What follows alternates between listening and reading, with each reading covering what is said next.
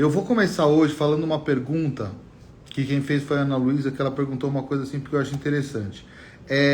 Quem possui artrodese de coluna pode praticar rapel? Essa é a pergunta. Então, pessoal, na verdade mesmo, o ponto seria o seguinte, você... Mas qual que é a sua pergunta, Meg? Você tem meu celular, mulher de Deus. Você pode me ligar direto e me perguntar o que você quiser. Eu te respondo. Você é minha amiga, pô. Você é minha amiga, você é amiga da minha mulher, você é praticamente da família. Então você pode ligar a hora que você quiser. O que acontece é o seguinte, na verdade, teoricamente, quem fez artrodese poderia fazer qualquer atividade física, desde que a cirurgia corretiva tenha ficado boa e que esse paciente tenha apresentado melhora da qualidade de vida, melhora do padrão degenerativo, melhora da lesão neurológica ou melhora do fator. Então, o fato de você ter uma artrodese ou não, teoricamente, não deveria ser um impeditivo para você fazer nenhum tipo de atividade, teoricamente. Eu tenho pacientes antigos que a gente fazia artrodese, que voltaram a lutar judô, voltaram a fazer atividade física normal, como eu tive pacientes antigos que fizeram artrodese e eu também tive resultados não tão satisfatórios ou resultados ruins, graças a Deus num número pequeno, mas a gente teve resultados ruins também. Tá certo? O que acontece, que a gente tem que entender em relação à artrodese especificamente, não é o problema da artrodese a curto prazo. O que a gente tem que entender em relação à artrodese é o problema da artrodese a longo prazo. Tá?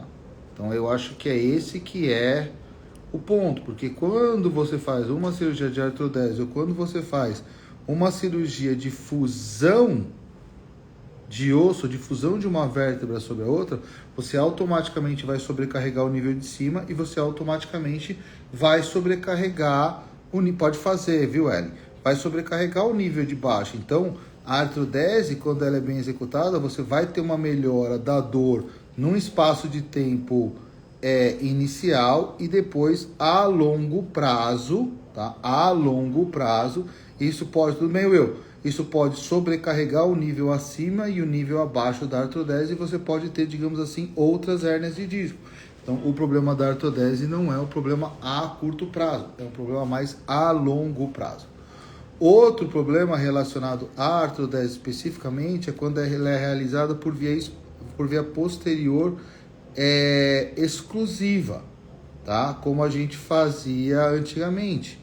Então, antigamente você fazia por via posterior exclusiva, colocava pino, parafuso, aquela prótesezinha pequena. Tudo bem, Aline? De trás para frente. Então, assim, era assim que a gente fazia antigamente. Esse tipo de cirurgia, o problema não era a artrodese do nível em si. O problema é que para você realizar o procedimento, você era obrigado a fazer uma destruição muscular, uma destruição tecidual muito grande. E essa destruição tecidual acabava deixando um quadro de dor crônica em alguns pacientes, tá? Esse é um problema. Um outro problema relacionado à artrodese, tudo bem, meu primo que está entrando aí de Ceará, que é relacionado à artrodese, que vale a pena a gente citar, é que assim, há um tempo atrás, a quantidade de profissionais não capacitados ou não habilitados para resolver ou para mexer em patologias da coluna foi muito grande. Então a gente colheu uma quantidade muito grande de maus resultados por incapacidade médica. Assim, o médico não estava preparado para desempenhar determinada função ou determinado procedimento. Outra coisa que também é importante é que em alguns anos atrás, ou de alguns anos para trás para cá, a cirurgia da coluna ela se revolucionou, se reinventou e entrou num equilíbrio. Então, assim, muitas técnicas novas, elas foram sendo desenvolvidas. Então, assim, até para ficar... Oi, Gil. Até para ficar a título de... O ruim, além de comerciante, dono de barco e outras coisas, ele também é fisioterapeuta aí na região norte, excelente fisioterapeuta. A título de esclarecimento, é o seguinte, na medicina a gente vê que muitas vezes a coisa vai e volta, vai e volta, vai e volta, ela vai indo em ciclos. Tá? Então, assim, quando eu me formei, se fazia artrodese para tudo, parecia que o único tratamento que tinha era artrodese.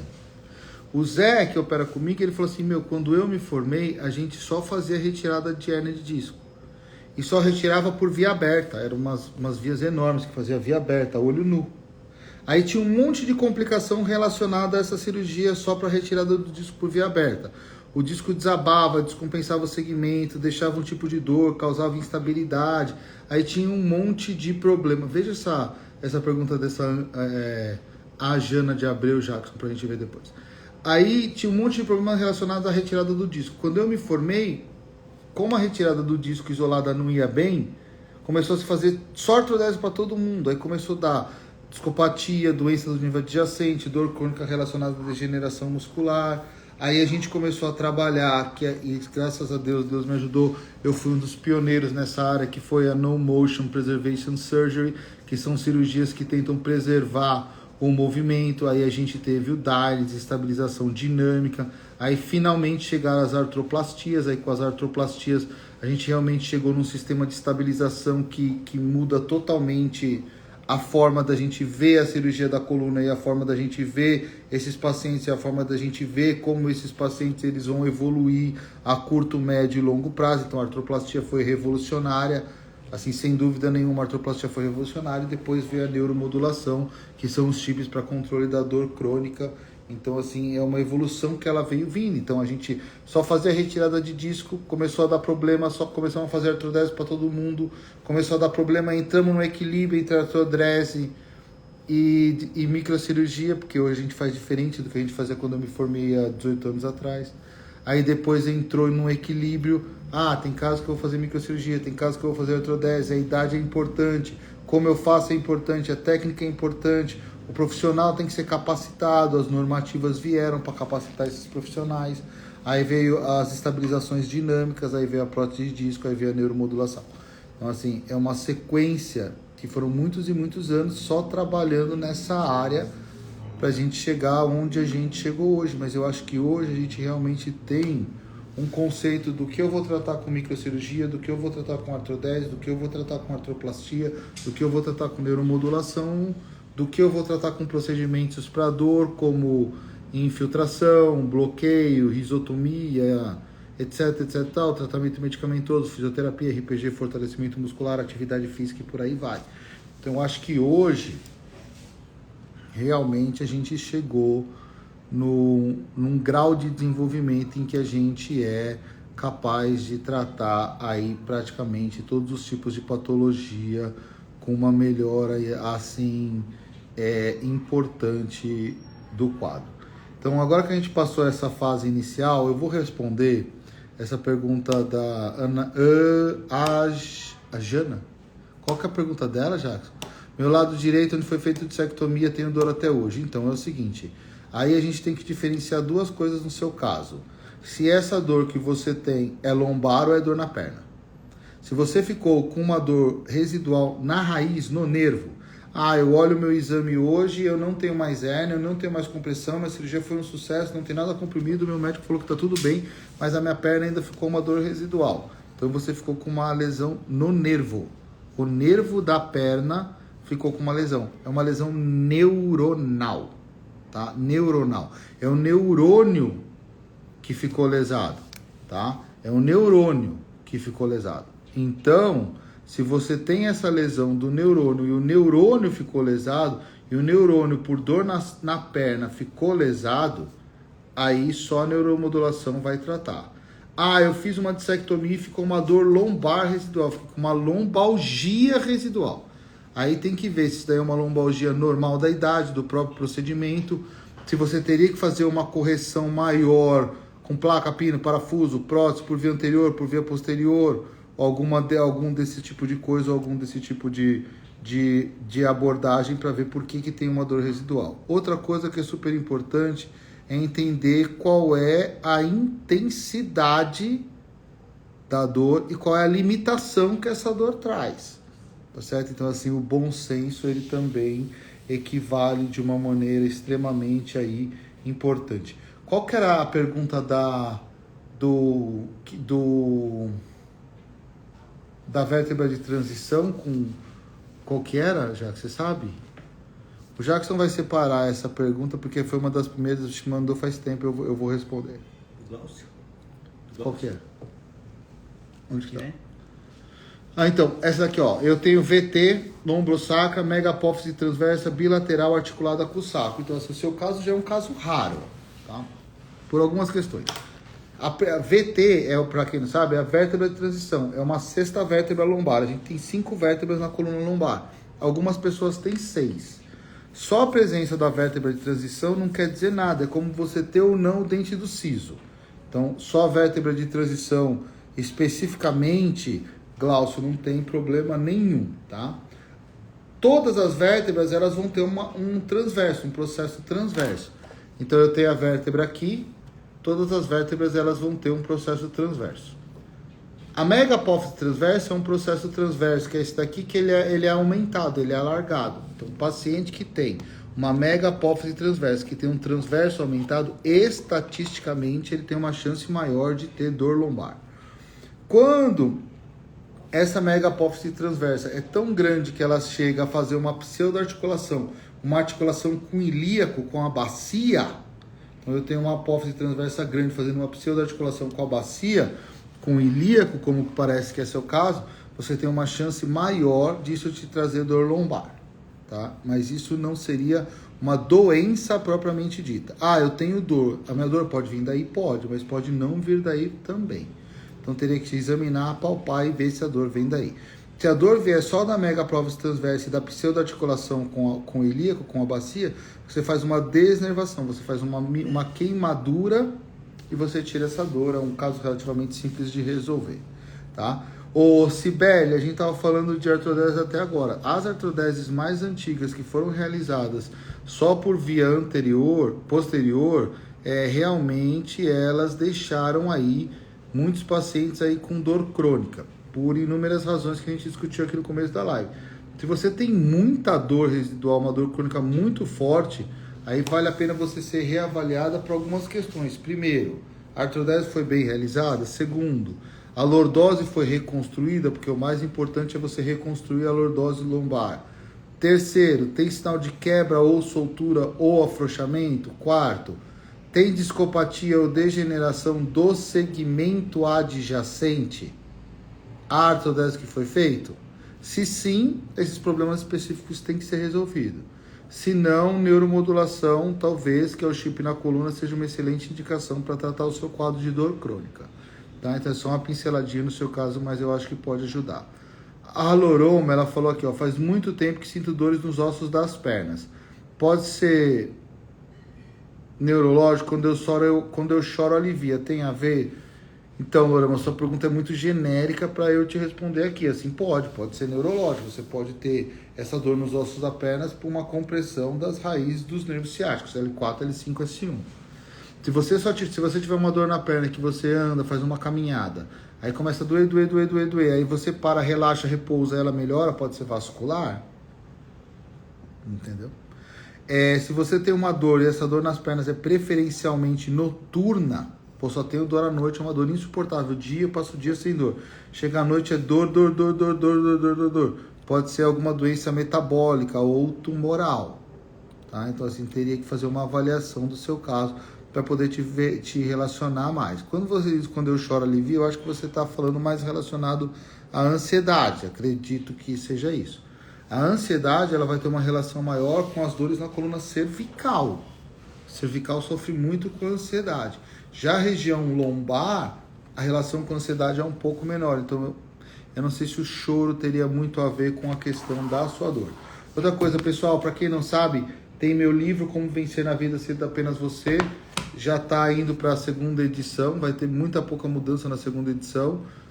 A primeira edição, faz as primeiras 3.000 cópias, está acabando. Quem quiser, tem vários lugares para comprar. Nós vamos colocar um post aí, porque a primeira edição ficou fantástica. E essa tá, que livraria que tá? Já que tu tá na Cultura Martins Fontes, Curitiba, presencial, tá na Amazon, o e-book, tá na Life Center Shop, tá no Mercado Livre, tem mais um, Magazine Luiza, se eu não me engano. Aí quem quiser comprar é só colocar Como Vencer na Vida Sendo Apenas Você, é facinho, adquirir lá que o conteúdo é super interessante, mas não tem relação com patologias da coluna. Doutor, nós que não somos da área temos uma visão da cirurgia de coluna muito perigosa. Continua sendo assim? Talvez você já tenha falado sobre isso, pois entrei agora. Tudo bem, Aline Mota? Sua pergunta é fenomenal. A sua pergunta é fenomenal. Muito obrigado. É o seguinte. Não tem nada a ver. Assim, e ao mesmo tempo tem tudo a ver. Então o que acontece é o seguinte. A cirurgia de coluna, em muitos aspectos, ela carrega um estigma, porque como a gente estava falando no começo, a gente teve muito mau resultado em vários aspectos e durante muitos anos. E maus resultados, que eu posso dizer, maus resultados relativos. Então, assim, se você tiver uma patologia de coluna grave e ela for evoluir, o paciente pode ficar paraplégico, tetraplégico, cadeirante, evacuar na roupa, urinar na roupa. Nós estamos falando de doenças graves. Olha, era para eu ficar numa cadeira de rodas. E aí? Aí eu tenho uma vida próxima do normal, mas eu tenho muita dor e preciso me entupir de remédio. É um resultado ruim? É um resultado bom? Sim, porque é melhor do que você estar na cadeira de rodas e evacuando e urinando numa fralda. Então, assim, são coisas que a gente tem que deixar isso daí bem claro. Mas a gente teve resultados piores no passado e hoje a gente tem resultados muito melhores. Então, a gente pode pegar um exemplo, tuberculose. Praticamente hoje ninguém morre mais de tuberculose. Inclusive tem tuberculose na coluna, tuberculose extrapulmonar. Mas se a gente for falar da tuberculose pulmonar, então você vai lá, ninguém morre de tuberculose. Você vai tomar 3 remédios, que na verdade vem num comprimido só, que representa 3 remédios. Você vai tomar por 6 meses e você vai ficar curado da tuberculose. Mas só de falar de tuberculose já dá um negócio ruim. A gente vai falar de lepra. Meu Deus do céu, você fala, olha, tem um paciente ali com lepra na recepção, ninguém chega nem perto. E hoje a hanseníase, que é a lepra, não é tratada nem por 6 meses como a tuberculose. Com 3 meses de tratamento com remédio você está curado. Mas ficou essa estigmatização na população. A população ficou estigmatizada com isso. Tá? Assim é a cirurgia da coluna, devido a esses maus resultados. Devido a uma quantidade muito grande, não vou entrar em detalhes para não prejudicar ninguém, de profissionais não capacitados agindo na área, tá? Então eu sempre falo para vocês, se quer um médico, você vai lá na Sociedade Brasileira de Cirurgia de Coluna, lá tem todos os credenciados, a chance de ter erro é menor. Você pegar ortopedista sem título, neurocirurgião especialmente sem título, minha amiga, meu amigo, a chance de você ter problema é enorme. Então tem que ir lá. SBC, Sociedade Brasileira de Cirurgia de Coluna, digita lá no Google, você entra lá no site, tem nossos afiliados, você clica lá, se o médico tiver lá, pelo menos a titulação pelo CRM, pelo CREMESP, pelo Conselho Federal de Medicina, ele tem essa titulação, aí você já evita uma grande quantidade de problema, tá? Então realmente sim, Aline, tem esse estigma, tá? O professor falava muito isso. Voltando por causa da tuberculose, você tinha aquele paciente que ele tinha tuberculose. Aí o cara descobriu que tinha tuberculose, falou, pô, vou morrer. Você tinha aqueles que caiu nos prostíbulos, caía na vida, ia fazer tiroteio, que a gente vê naquele filme americano, etc, etc e tal. Morria mesmo. Aí você tinha aquele paciente que ele tinha tuberculose, mas ele chegava lá e falava assim, eu vou para aqueles retiros, pulmonar, o ar das montanhas, que a gente tinha em Campos de Jordão, etc, etc, etc e tal. Um dia chegou a cura, o antibiótico para a cura, que são 3 na verdade, para a cura da tuberculose. Essas pessoas viveram. Então assim, primeira coisa, não desistir. Segunda coisa, se você conseguir viver tempo suficiente, provavelmente a medicina vai se desenvolver e vai chegar até a solução do seu problema. Então isso daqui é uma janela que você não pode perder da mente, assim, ó. Eu vou aguentar até a medicina chegar em mim, isso é um fato. E sim, hoje a cirurgia de coluna nem se compara com a época que eu formei, quanto mais o estigma de anos atrás. Então, que a gente estava falando no começo, Aline, uma cirurgia só para dissectomia, para retirada de disco de uma hérnia de disco, que quando eu me formei a gente fazia com uma incisão de 15 a 18 centímetros, hoje a gente faz com um tubinho, com microscópio, uma incisão de 3 centímetros, ou com uma incisão de 2,5 centímetros por vídeo. Então, assim, são mudanças, assim, absurdamente radicais. Tá? Então, obrigado pela sua pergunta, mas assim, hoje não é assim. Camila, abrir pela frente, pela barriga é perigoso? Muito pelo contrário, padrão ouro de tratamento. Então, assim, a melhor maneira de você abordar a coluna, se você estiver falando de uma... O pessoal perguntou um pouco, entrou no assunto escoliose no começo, né? Mas se você estiver falando de abordagem de coluna para hernia de disco, discopatia degenerativa, cervical a gente aborda pela frente, lombar a gente aborda pela barriga. É o padrão ouro do tratamento. Abordagem rápida, simples, segura, absurdamente pouco invasiva. Então, na cervical a gente vai cortar só a pele. Aí embaixo veio o platisma, a gente divulsiona o platisma no sentido das fibras. Esôfago e traqueia para medial, grande dos vasos para lateral, tá na coluna. Você não lesou nada, só cortou a pele. Lombar a mesma coisa. Vai abrir a via de acesso abdominal, dissecar a gordura, vai na junção do reto com os oblíquos, disseca a aponeurose, cai na cavidade abdominal, afasta toda a cavidade abdominal junto com o peritônio, cai na região reto-peritoneal, disseca os vasos, os grandes vasos, e você vai ter uma abordagem da coluna de L3 a S1 com uma mínima agressão. Então as vias de acesso anteriores elas são absurdamente melhores do que as vias de acesso posteriores, exceto nos casos em que a gente vai, principalmente nos casos em que a gente vai fazer uma prótese de disco, a gente vai fazer um ALIF, que é uma fusão por via anterior, então elas não são perigosas, elas são seguras, elas são excelentes, as vias de acesso por via anterior, tá? Existem muitos casos em que a gente faz via posterior, microcirurgia, quando vai colocar pino, parafuso, prótese, ou corrigir deformidade do tipo escoliose, tá? Então acho que essa pergunta aí ficou bem clara, legal essa pergunta também.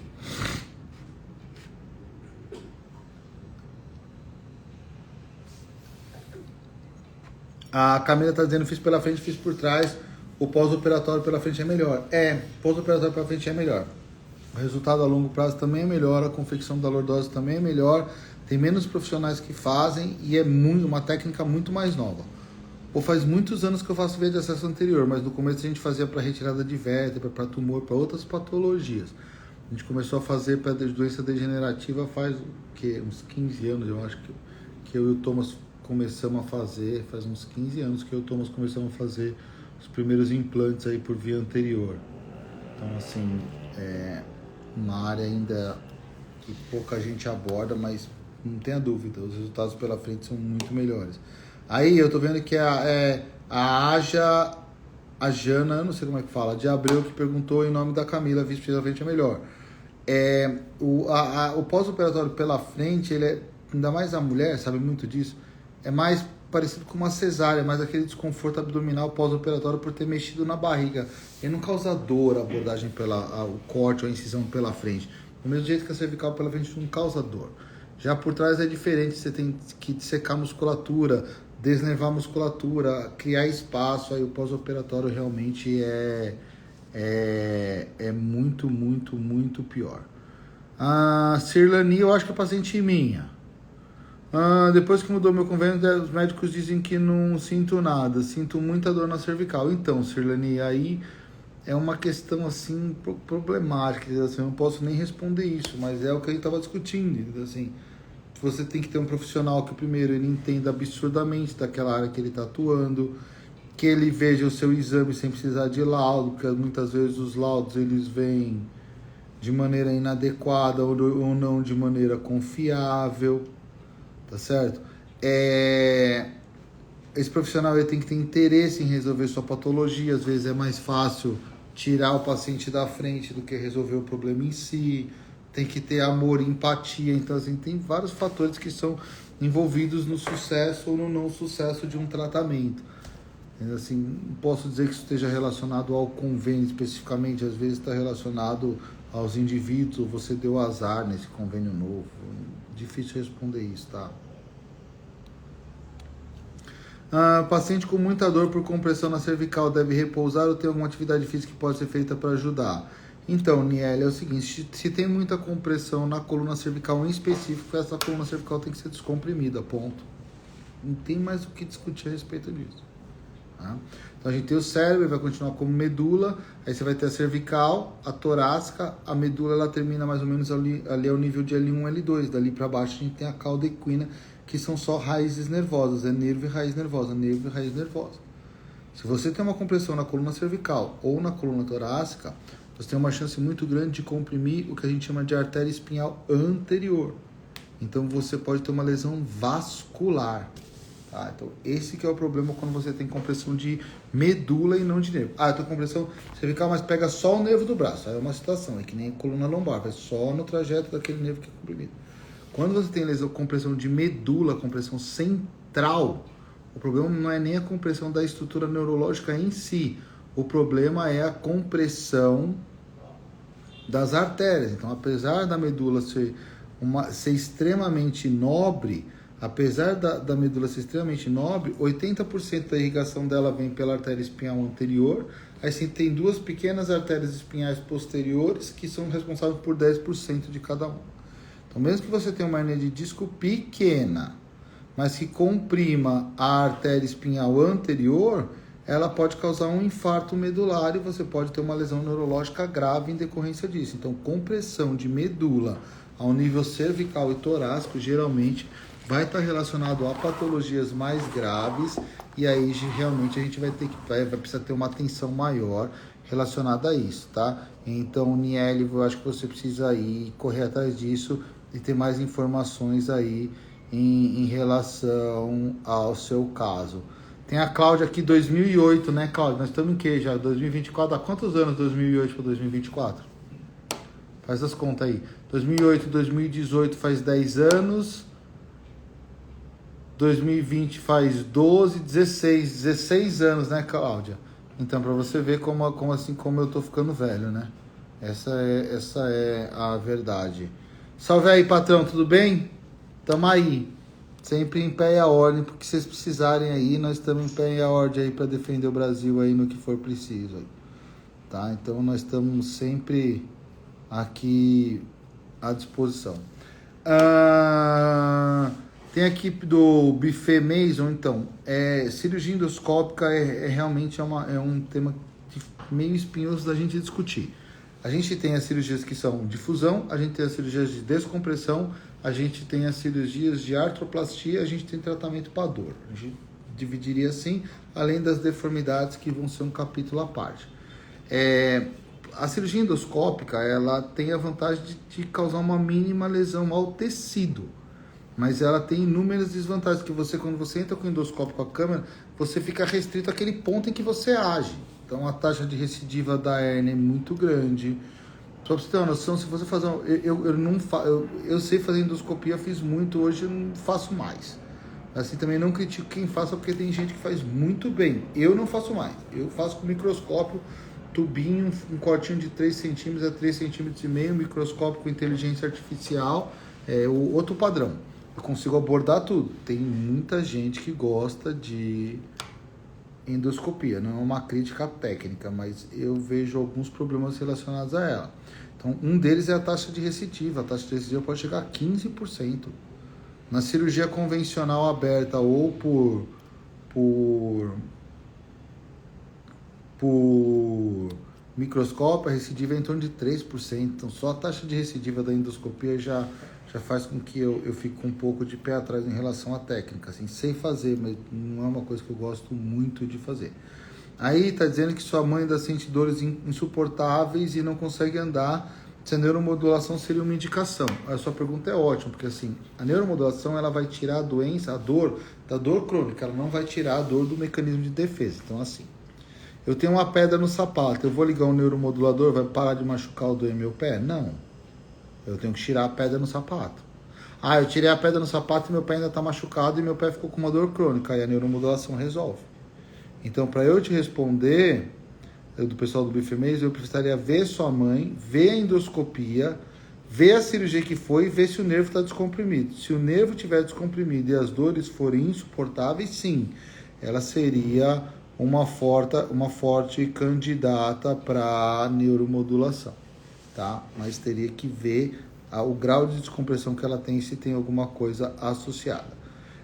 Bomba de morfina para quem tem artrodese e neuromodulador que não passa dor. Assim, primeiro você tem que ver se a artrodese foi bem realizada, ou seja, se ainda não tem uma pedra no sapato. Depois você tem que ver o neuromodulador, também é outra área a ser discutida. O neuromodulador está no ponto certo, a programação é tônica, a programação é burst. O paciente teve alívio da dor, ou ele sente mais dor com o neuromodulador ligado. Às vezes tem uma porcentagem de pacientes que não responde à neuromodulação convencional, tônica. Aí você pode colocar um segundo eletrodo para aumentar a área e colocar programações novas, que são programações livres de parestesia. Aí esses casos que realmente não respondem a nada, poderia ser pensado em bomba de morfina. Agora, bomba de morfina para paciente com doença degenerativa com adrenalina são assim, é exceção da exceção da exceção da exceção da exceção da exceção. Porque costuma terminar em tragédia. Você cada vez precisa de doses maiores para controle da dor, o manuseio da bomba é difícil, a recarga da bomba é difícil, os convênios do Brasil, mesmo do melhor ao pior, são uma merda, você não consegue liberar na hora que você quer o procedimento, o paciente corre risco de entrar em dependência química, corre o risco de ter uma depressão cardiorrespiratória. Então, assim, a bomba de morfina, de uma maneira geral, é para o paciente oncológico, na verdade, assim, casos extremos do extremo do extremo, tem alguns, mas assim, casos extremos, a Margarete estava conversando comigo no começo, é um caso. Casos extremos do extremo do extremo é uma situação, mas dentro do habitual, a gente tenta evitar ao máximo. Escoliose congênita, mudando um pouco de tema. Tem escoliose, é perigoso fazer cirurgia? Depende da escoliose congênita que ele tem da progressão. Às vezes a escoliose congênita é assim, a vértebra nasceu com uma malformação, aí ela vai entortar. Então, rapidinho. Eu tenho a escoliose idiopática. É o que? Não tem causa, é um problema do crescimento. A criança nasceu normal, quando ela cresceu no período infantil, no período juvenil ou na adolescência, a criança entortou por uma alteração do crescimento. Eu tenho a escoliose neuromuscular, ou seja, eu tenho um problema cerebral em que eu tenho um desequilíbrio das forças que puxam para um lado e para o outro, que nem paralisia cerebral, mielomeningocele, outros tipos de doenças neurológicas, neuromuscular. Eu tenho a escoliose degenerativa, ou seja, a coluna era normal, ela veio degenerando torta. É outra situação que é do adulto. E eu tenho a escoliose congênita, nasceu com uma malformação. Aí depende, Elza, da malformação, tá? Às vezes você tem, por exemplo, uma hemivértebra, uma meia vértebra para um lado e uma hemivértebra, uma meia vértebra para o outro. Elas se compensam. Às vezes você tem uma barra num nível e uma barra no outro. Elas se compensam. Então, assim, só ter escoliose congênita não é necessariamente a indicação de cirurgia. Tem que saber qual é a idade da criança, qual a evolução da curva, está progredindo, não está progredindo, tá? Outra coisa, a gente fazia outros tipos de cirurgia, a gente fazia ressecção de hemivértebra, ressecção de barra, hemifisiodese, a gente fazia outros tratamentos. Hoje a gente tem coisas muito mais modernas, hoje a gente tem o que a gente chama de growing systems, que são sistemas de crescimento. Então, você pega a criança e coloca 4 parafusos em cima ou 2 parafusos e um gancho, você coloca 6 parafusos embaixo. Aí o sistema entre as barras, ele permite que você vá alongando. Então você vai alongando essa deformidade até a fase do adolescente, até uma maturação esquelética. Aí você faz uma cirurgia idiopática do adolescente, que o risco hoje é muito baixo com as técnicas novas. Então tem que procurar profissional de ponta, tem que procurar gente que está fazendo. Então depende do que você está chamando de cirurgia para escoliose congênita. Se você estiver falando de cirurgia para escoliose congênita no sistema de growing system, putz, fantástico, o resultado vai ser excelente. A gente vai esticando o seu filho enquanto ele vai crescendo até a hora em que o risco de fazer uma cirurgia dele seja baixo. Se a gente estiver falando em ressecar uma hemivértebra, fazer um procedimento mais tradicional para que não tenha aí o buraco é mais embaixo, eu aconselharia você fazer só no cílio ou na CD, tá?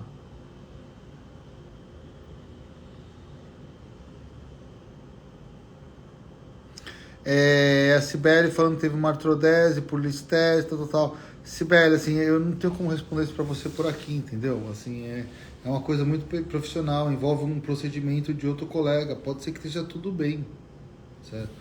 Tempo de consolidação de uma artrodese é de 6 a 8 meses para que o osso funda. Pode ser que esse osso funda e você fique perfeita.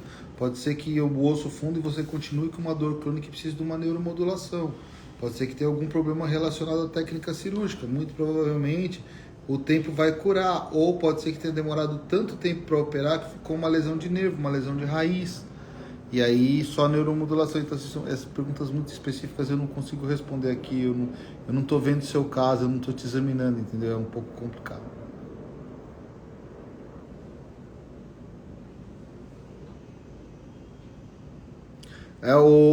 Já a Ranieri, com certeza. Assim, hoje em dia, amor, é inadmissível. Tudo bem, Ti? Beijão.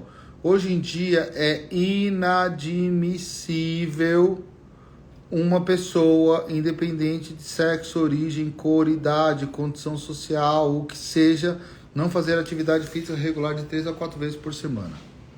Ah, André, mas eu vou conseguir fazer a vida inteira assim? Não, ninguém consegue produzir em alta produção a vida toda. Você vai ter períodos em que você vai estar melhor, você vai ter períodos em que você vai estar pior, você vai ter períodos em que você vai conseguir fazer um alto rendimento, você vai ter períodos que você vai conseguir fazer um rendimento pior. Mas a atividade física é absurdamente importante. Todo mundo tem que fazer atividade física de 3 a 4 vezes por semana.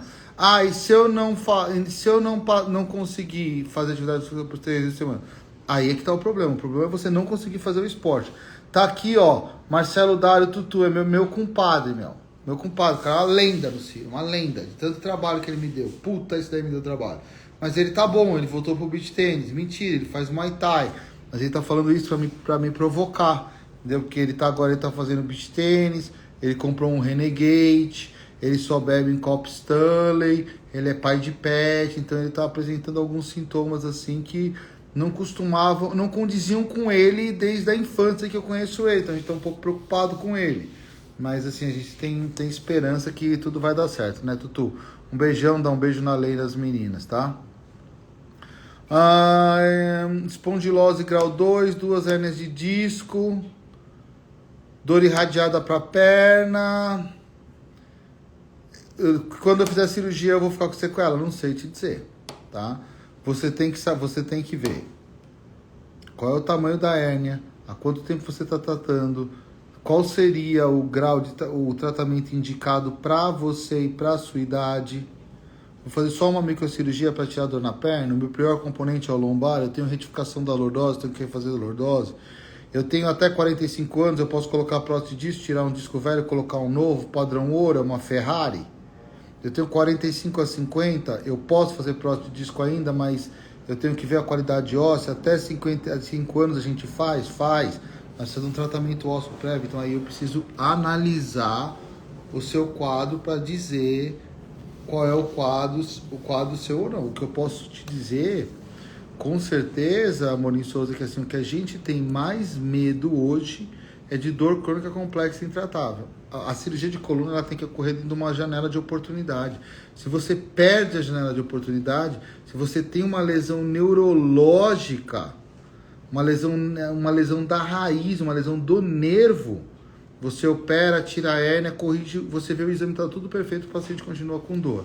Ele perdeu o time de operar, ele ficou com uma lesão neurológica. Aí o tratamento vai ser neuromodulação, que é esse monte de pergunta que a gente está vendo de gente que foi operado e não teve o resultado esperado. Muito provavelmente o resultado não foi esperado porque perdeu a janela de oportunidade. Você já tem uma lesão de neurônio, você já tem uma lesão de nervo, você já tem uma lesão neuronal. Se tem uma lesão neuronal, não se trata com pino, parafuso e prótese, nem descompressão. Você vai ter que fazer um tratamento elétrico, você vai ter que fazer uma reprogramação medular para ter um alívio sintomático. Então, assim, essa é a questão, tá? Então, eu acho que a pergunta não é assim, quando eu fizer a cirurgia eu vou ficar com sequela. A pergunta é, qual é o melhor momento para eu fazer a cirurgia e ficar livre desse sintoma? Eu só opero particular, Camila. Agora, essa questão de preços, aí você tem que ver lá no link da bio, tem os lugares que atende, tem que ligar lá e conversar com o pessoal. Eu particularmente, eu nem sei quanto eu cobro, quanto que é, eu não sei, eu lido com o meu dinheiro, ganho financeiro, mercado financeiro que sobra. Agora sim, cobrança, essa parte não é uma parte que eu faço.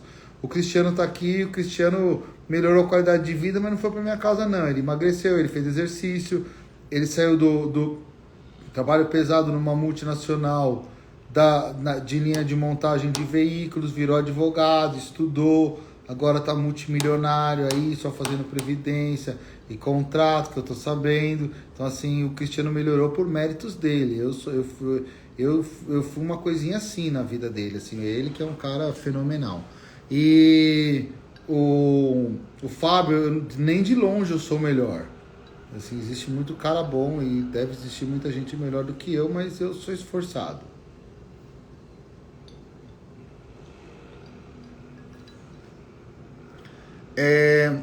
A Cláudia fala a verdade.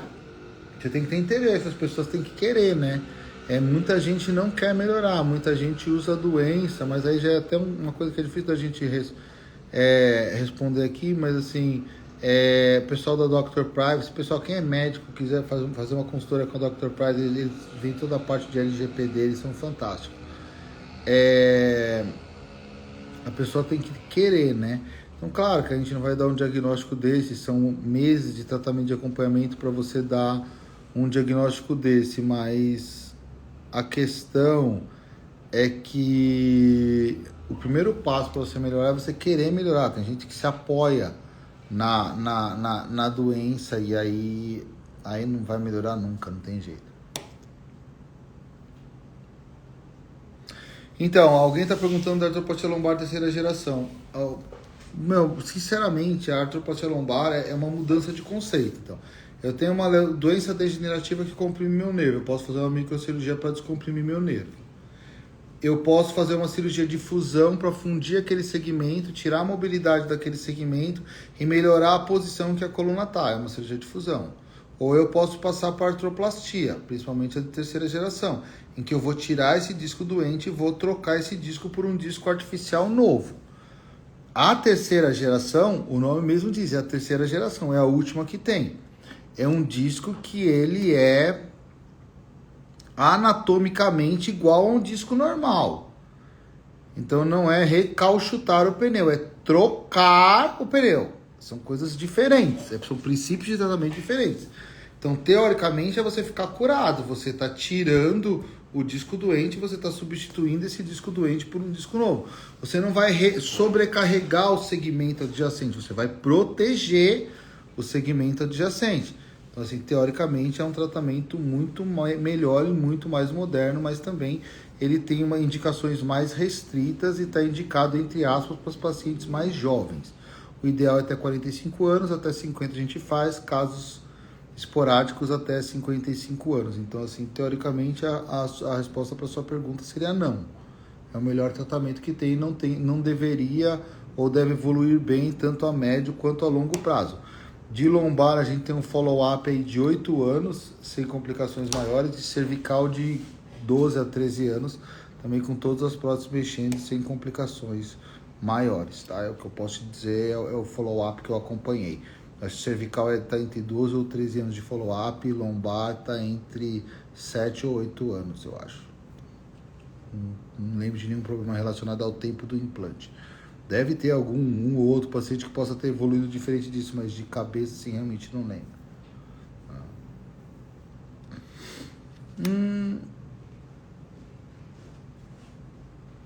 Assim, 52 anos pode operar com dor no fêmur? Tem que ter o diagnóstico, entendeu?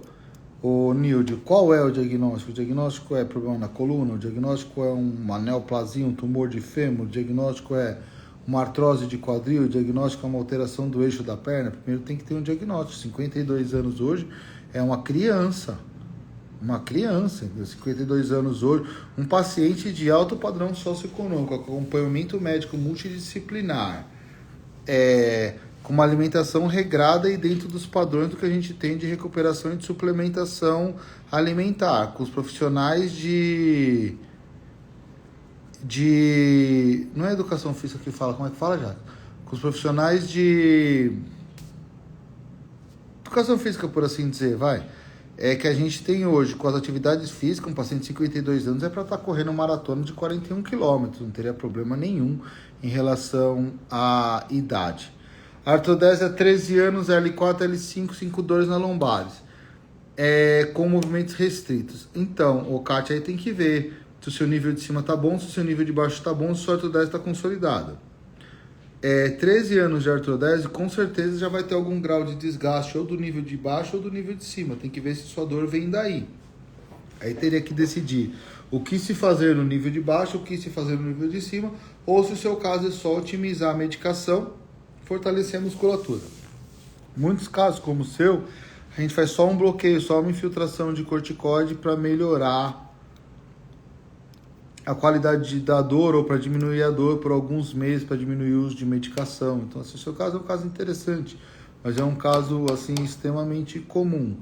A artrodese ela vai bem, depois de alguns anos ela volta a ter dor, porque volta a ter a ter desgaste dos segmentos adjacentes. Provavelmente o seu caso é uma doença do disco adjacente, então eu olharia L3, L4 e L5, S1, tá? Mas batendo papo aqui. Hernia de disco, comprimento da medula, depois da cirurgia volta os movimentos das mãos do braço? Assim, depende. O certo é não deixar chegar numa perda de movimento. Esse é o certo. A cirurgia de coluna tem que ser feita antes da desgraça estar estabelecida. Depois que se estabeleceu a desgraça, é difícil você correr atrás do problema, entendeu? É difícil. Agora, se você tiver uma hernia de disco e entrou numa emergência, pô, eu tava na praia surfando, fiz um movimento, senti uma dor brusca nas costas, quase que eu não consegui remar. Aí cheguei de lá, fui direto pro pronto-socorro, fizeram 3 medicações na veia, não melhorou. Fui transferido da praia pro Sírios, para São Paulo. Cheguei em São Paulo, fui medicado, tô com uma hernia de disco extrusa e minha perna parou de mexer. Tem que ser operado em até 48 horas no máximo. Tá? Se você tiver uma perda de movimento, ou de sensibilidade, ou de braço, ou de perna, real, com mais de 48 horas, dificilmente vai voltar 100%. Provavelmente vai voltar parcialmente, mas dificilmente vai voltar 100%. Por isso que vale a pena a gente vir aqui e falar dessas lives, e falar disso, falar daquilo, porque nós estamos falando de doenças que realmente causam sequelas e sequelas graves. Se pode treinar musculação após cirurgia de escoliose? Pode, tranquilo, não só pode como deve. O que a gente tem que ver é onde parou a fusão. A fusão foi só torácica? Foi só lombar? Pegou tudo? Foi até L3? Foi até L4? Foi até L5? Era neuromuscular que pega a pelve? Aí decide-se a intensidade da atividade física, a intensidade da musculação, a quantidade de carga. Mas um paciente que fez escoliose, como todos os outros seres humanos, tem que fazer atividade física, é obrigatório. E a musculação é uma das mais indicadas, sem dúvida nenhuma. Então, Camila, voltando ao assunto, sei lá, bomba é uma coisa difícil, para doença degenerativa é uma coisa difícil. Artrose lombar, é normal sentir dor após a cirurgia? Então, a gente estava discutindo isso no começo, assim, a artrodese lombar por si só, principalmente quando ela é feita por trás de maneira convencional, os resultados muitas vezes não são bons, deixam uma dor crônica residual. Muitos pacientes a gente tem que fazer uma neuromodulação, que é um chip, para resgatar esses pacientes desse quadro de dor, e cada caso é um caso. Tem artrodese que evolui super bem, mas tem artrodese que evolui super mal. 7 cirurgias na coluna. Pé anestesiado e choque para mão, são duas coisas diferentes, né? Eu não consegui ver a sua questão inteira. Coluna cervical, irradiação para braço, dormência nos braços, choque nos braços, formigamento nos braços, perda de função nos braços e nas pernas. Lombar só vai pegar a perna, dor se for femoral alta, porção anterior da coxa, se for ciático, posterior da coxa, panturrilha, até pé com formigamento. 7 cirurgias na coluna e não teve um resultado satisfatório fazer a mesma coisa 10 vezes e esperar resultados diferentes, entendeu? Não vai vir. Se você fizer 10 vezes a mesma coisa, vai vir 10 vezes o mesmo resultado. Então precisa começar a pensar ou num profissional diferente, ou em opções diferentes de tratamento, ou se conformar e ficar às custas de medicação ou coisa assim. Talvez pensar numa neuromodulação para o seu caso, mas aí eu teria que entender o caso aí. O Sandro, meu engenheiro ambiental, entrou, é o cara meu sócio, lá na região amazônica, fantástico, fora de série. Um abraço, Sandro, fica com Deus. Então, assim, eu dificilmente eu atendo convênio hoje, eu atendo muito pouco convênio hoje, tá? Para consulta, tá? Se precisar operar, cirurgia, todas as cirurgias a gente faz por convênio. Plano de saúde para consulta eu faço muito pouco.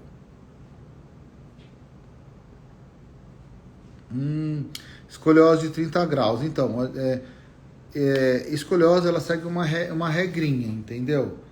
Assim, até 20 graus a gente observa, período de crescimento, tá? Porque eu acredito que sua filha deve ser uma infanto-juvenil.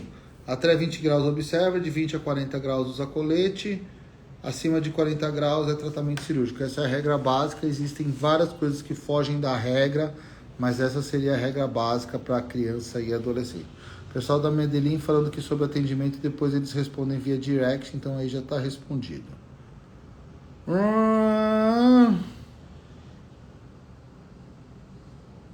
uma coluna toda torta com 24 anos. Aí eu preciso ver qual é a tortuosidade, o grau da tortuosidade, quantos graus tem essa deformidade, e aí a partir daí a gente vê como é que faria o tratamento. Mas se totalmente torta com 24 anos, você é uma criança, tem que resolver sobre você, pô. Não tem por que você tá torta com 24 anos, não tem sentido. Condroitina e glucosamina para protusão cervical. Não tem nada a ver, certo? Nada a ver. Condroitina e glucosamina são medicações que nos Estados Unidos elas são consideradas como suplemento alimentar, Kátia, e no Brasil a gente usa como remédio. São medicações excelentes, ou são suplementações excelentes para tratamento de desgaste articular. Tá? Então, se a sua dor na coluna vier por uma artrose facetária, por um desgaste da articulação, talvez glucosamina e condroitina possam trazer algum alívio no seu tratamento. Talvez.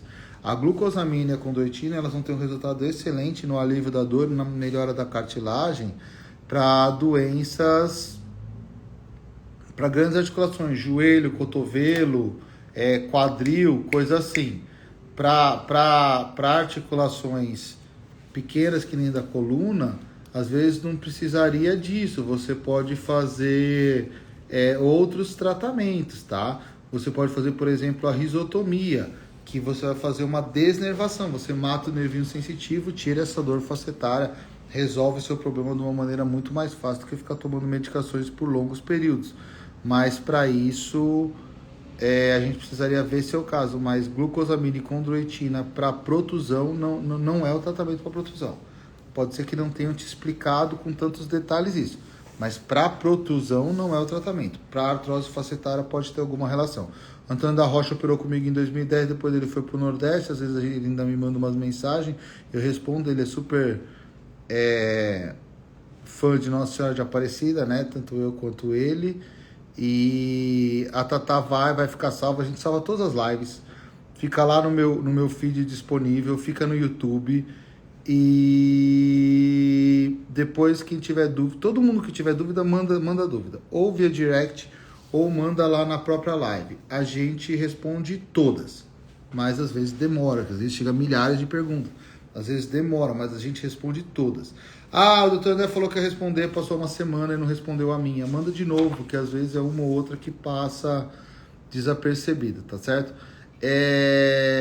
O Heraldo, assim, uma prótese de terceira geração, ela tem que ter uma duração indefinida se as outras estruturas estiverem boas. Então, se você tiver articulação íntegra, ligamento íntegro, as outras estruturas estiverem boas, ela vai durar por um período indefinido se for uma prótese de terceira geração. A única que eu uso é de terceira geração. Ter quebra, os problemas relacionados ao implante de terceira geração são raríssimos, assim, eu vi 1 ou 2, tá certo? E eu tenho, sei lá, uns 10 mil implantes, eu vi 1 ou 2, são muito raros.